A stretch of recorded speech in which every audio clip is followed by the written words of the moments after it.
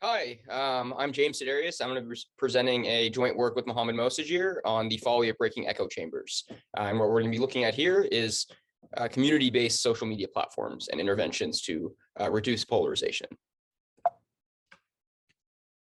And so when you think of community-based social media, typically you can think of on Facebook as pages. You might like Marvel, you might like the Red Sox, sports entertainment. On Reddit, there are certain social media sort of groups which are about life advice or what you should do with personal finances, or on Twitter there are hashtags that sort of form communities, whether you're into cryptocurrency or whether you want to see the newest academic paper. And while these are sort of fairly innocuous communities, there's others that are maybe not so much. So these exist on Facebook and Twitter as well, but on Reddit in particular, there's No New Normal, which is about rejecting sort of the COVID precautionary policies, as well as Are the Donald, which is a group that's mostly made for sort of alt-right type people. And so what is we have sort of built this model of community formation to try to understand when interventions involving banning or sort of limiting the influence of these sort of more dangerous communities are effective. So the model is going to consist of a bunch of agents that are going to arrive sequentially over time, and they're going to decide what communities to join. And so each agent is going to be born with a multidimensional belief, and this belief is going to come from a distribution with some density that may not be uniform. So for instance, you can think of the sort of multiple dimensions of this being political ideology, maybe interests, hiking in the Pacific Northwest, sports, and this distribution may not be uniform across all different beliefs. People maybe tend to be more moderate or more conservative, or maybe they have different levels of interest in hiking, etc. And what we're going to assume is there's going to be m different communities, and m for right now is going to be taken as exogenous, and each agent is going to choose a community to join, and they're going to choose this community based on sort of how it relates to their own beliefs and their own interests. So they're going to choose a community that happens to align the most with their interest. And each community is going to have some sort of average belief at every given point in time, which is really just an average of the people that post and share in that community. And when an agent joins, the assumption is going to be that they influence the page sort of proportionally to what their belief is, but also weighting, how many people are already there and their sort of influence being the marginal contributor. And as I said, M is sort of taken as given here. There's just M pages, M communities that exist. But we also handle the case where M is sort of, endogenous. You can either join, you can start your own page or not. And as well as we extend this to the possibility that maybe you don't just subscribe to a single subreddit, you maybe subscribe to multiple, and the results sort of extend, but it's sort of easier to think about in this context. Okay, so just an illustration of what the model is doing. So we have someone arrive, they happen to have a certain belief, they look at the pages or the communities that exist on social media, and they decide which one to join. In this case, they find that this red page is the one that's most closely aligned. They join this page, and in doing so, they sort of influence the belief or the sentiment of the page in a way that is proportional to sort of the size of the community, or inversely proportional to the size of the community. And then there's another person that joins that's not exactly the same, doesn't have the exact same interests, and they will join the community that fits them best, and they will simultaneously influence that community in a way that's proportional to their belief. And this process sort of continues, and you end up with a bunch of communities that have some sort of underlying belief. And while the agents in that community may not have exactly the same beliefs, they tend to self-segregate into communities of similar belief and similar interests, where they can share and post content.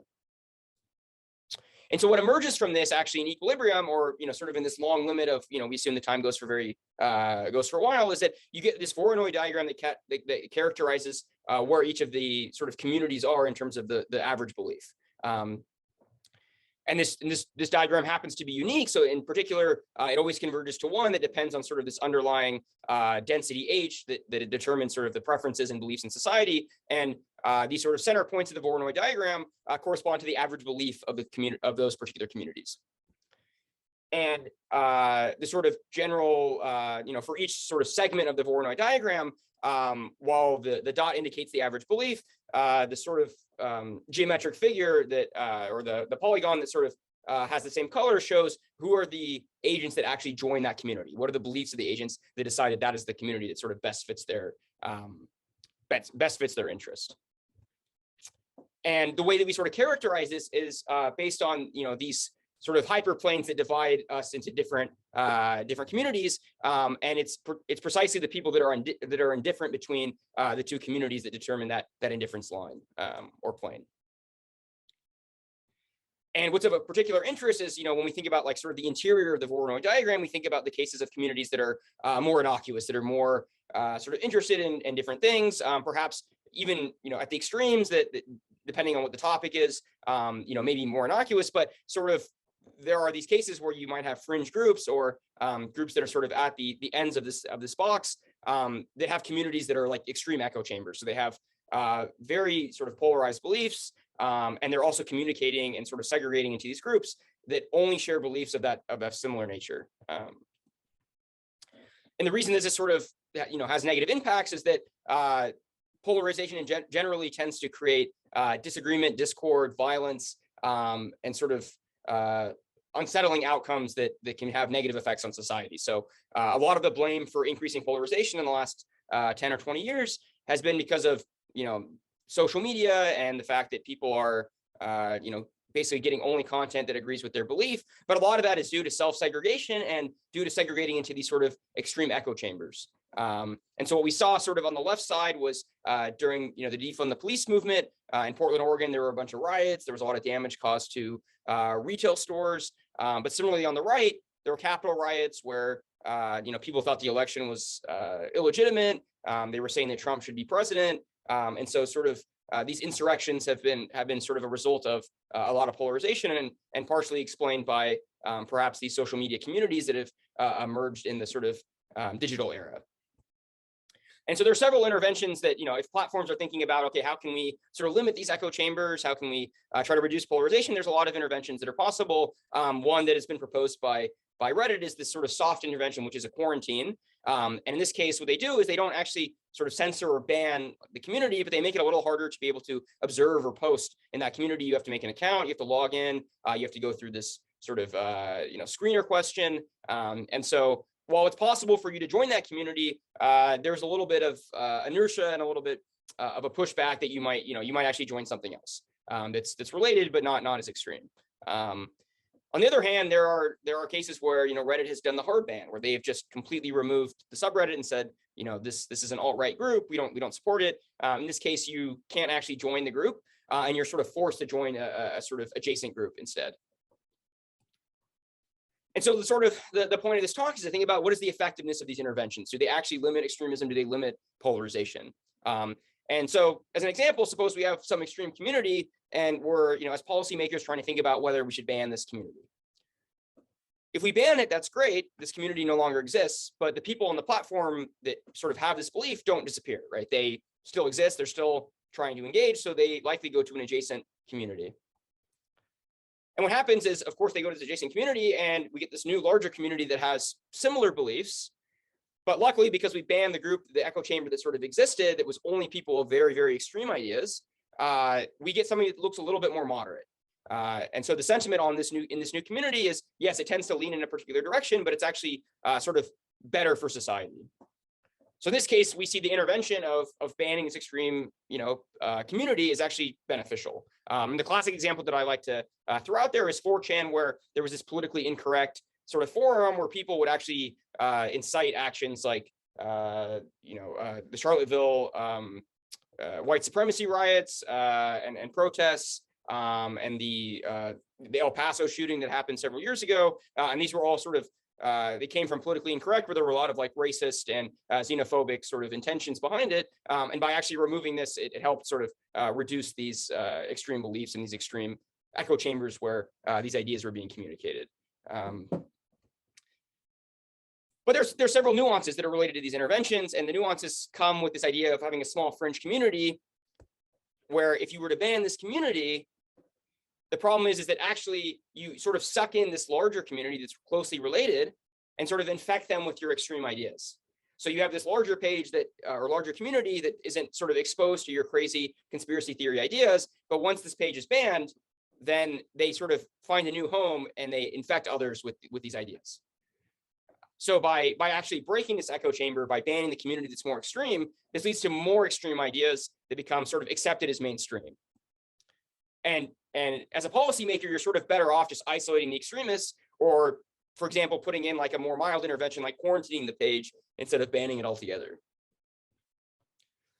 So when we think about optimal interventions, how do we think about this sort of in a more systematic way? Well, we think of costly action. So basically, if you take this sort of Voronoi diagram of community beliefs, what you're trying to do is limit extremists. And depending on sort of the dimensions and what each dimension corresponds to in terms of topics, if it's sports or politics, you basically want to limit people that are on the fringe, but these sort of lines might depend on exactly what the topic is. But the idea is that you don't want people sort of at the edge of these boxes. And so the formulation that we give is that we want to reduce, we want to increase the number of sort of communities that are in what we call the acceptable region and decrease the number of communities that are kind of on the fringe. And the question is, how do we do this? How do we do this through interventions? And we have an algorithm that basically will compute the optimal intervention, and it's very difficult. It's very subtle. So in many cases, banning or, trying to do something very extreme will not work, but doing a more subtle policy like quarantining or even leaving, some suboptimal groups that happen to fall outside the acceptable region alone can actually do the best overall. And so the informal result here is just that you don't necessarily want to increase the intensity of the intervention just when the acceptable region gets smaller. The policy is much more subtle, and there's more details in the paper, and I'm happy to talk about offline.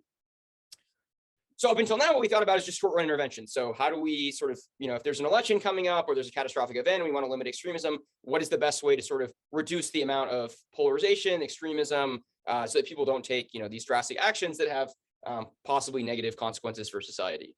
And in doing so, we looked at, two cases where, in one hand, like by banning a page, you can actually sort of moderate all the communities. On the other hand, like, maybe it actually increase, by having the echo chamber sort of infiltrate or infect other groups, it can be worse. But there's this broader question of what happens when you want to think about the long run, when you want to think about a social media platform that's stable, that might be able to actually sort of limit the influence of extremist groups over a long period of time. And so for this, it requires a sort of a different analysis, right? So the idea here is that you want to think about policies that will curb extremism, but you're not doing so through treating the symptoms. You actually want to cure the disease. And the reason it's sort of a different analysis is because when you ban a community, when you look at the long run, the entire Voronoi diagram, the entire sort of topology and structure of the communities is going to change altogether.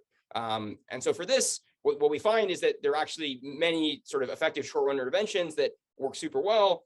But when you think about what their influence in the long run, they actually backfire. They do worse. And similarly, you might do an intervention that in the short run looks like, okay, it's actually promoting extremism or will drive people to more extreme beliefs, but it sort of stabilizes the entire community structure and does better in the long run.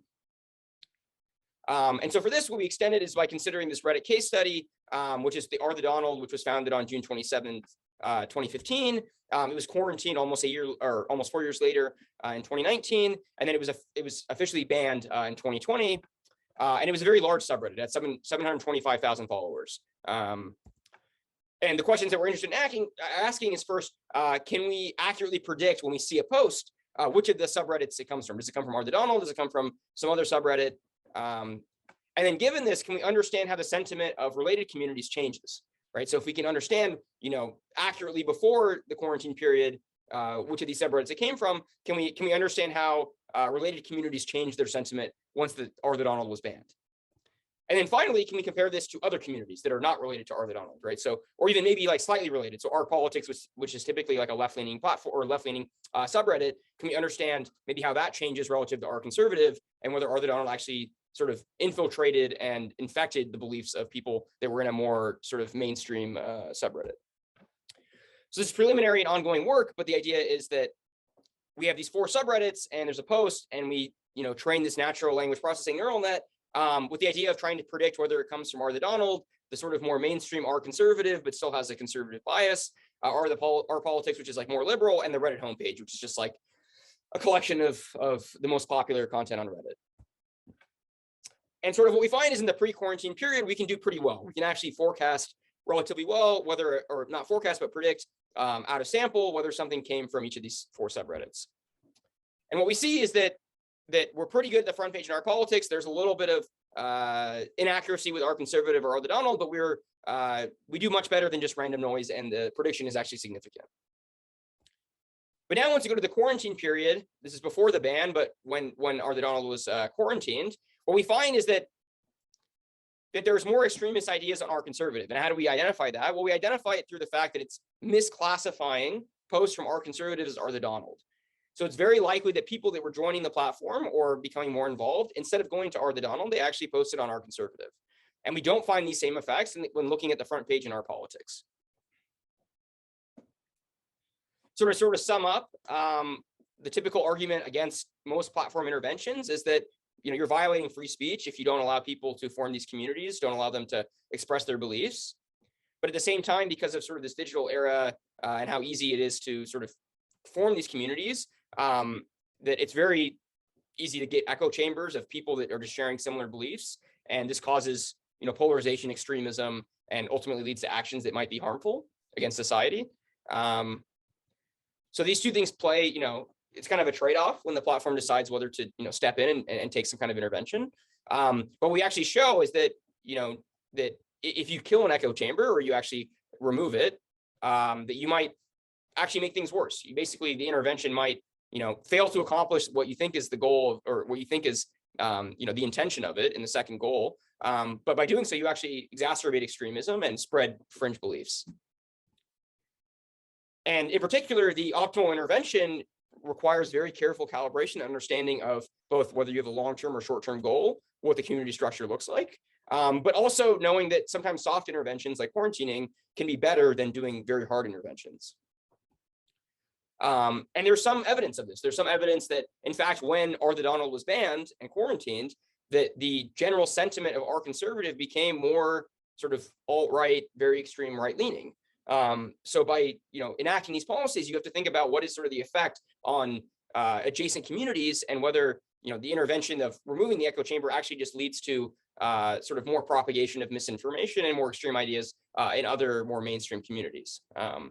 Great, thank you very much.